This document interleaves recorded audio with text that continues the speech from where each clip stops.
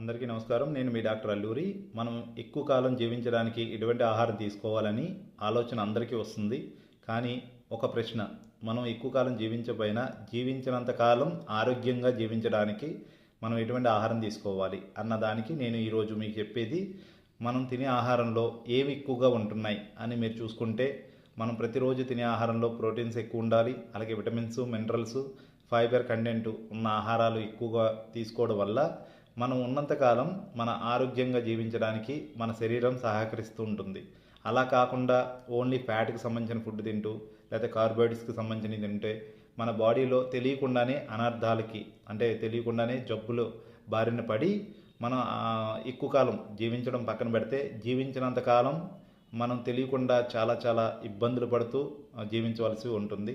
అందుకని దయచేసి మీరు ఈ విషయం తెలుసుకుని మీరందరూ కూడా ఉన్నంతకాలం ఇలాంటి ఆహారాలు తీసుకుంటారని